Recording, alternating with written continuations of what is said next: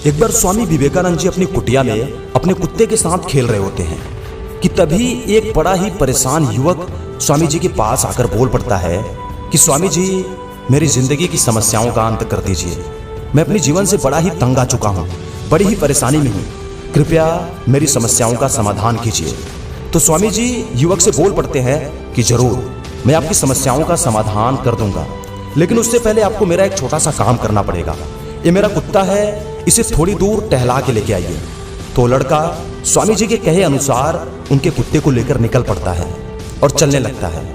थोड़ी दूर जाने के बाद, थोड़ी देर कुत्ते को टहलाने के बाद वो पुनः कुटिया में वापस आता है। तो स्वामी जी देखते हैं कि उनका कुत्ता बड़ी तेजी से हाँफ रहा होता है, बहुत ही ज्यादा थक चुका होता है।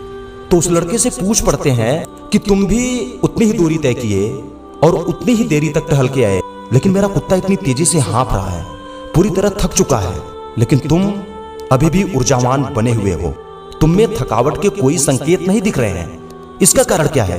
तो लड़का तुरंत बोल पड़ता है कि थकेगा ना स्वामी जी, जब रास्ते में हम चल रहे थे तो मैं तो केवल सीधी सड़क पे चल रहा था, लेकिन आपका कुत्ता रास्ते में मिलने वाले सभी जानवरों पर भौंकता, उसका पीछा करता, कभी दाएं कभी बाएं, कभी आगे कभी पीछे, इसी तरह आपका कुत्ता चल रहा था, लेकिन मैं केवल सीधी सड़क में चल रहा था। यही कारण है कि मैं नहीं थका और आपका कुत्ता थक गया। तब स्वामी जी मुस्कुराते हुए तुरंत बोलते हैं कि बालक, तुम्हारे भी प्रश्नों का उत्तर तो यही है, तुम भी तो वही गलती करते हो अपनी लाइफ में जो मेरा कुत्ता करता है। तुम्हें भी कभी वो काम, कभी ये काम, कभी इस व्यक्ति के जैसा बनना, कभी उस व्यक्ति के जैसा बनना, कभी ये चीज करनी, कभी वो चीज करनी। यही कारण है कि तुम भी अपनी लाइफ में थक गए हो, हताश हो गए हो, परेशान हो गए हो। इसीलिए तुम्हारा पूरा ध्यान तुम्हारे मेन टारगेट पर नहीं लग पाता, और टारगेट को पूरा करने के लिए, लक्ष्य की प्राप्ति के लिए तुम्हारा पूरा ध्यान टारगेट पे होना चाहिए और जगहों पे नहीं। तो तुम्हें भी यही गलती नहीं करनी है, तुम्हारी समस्याओं का समाधान हो जाएगा।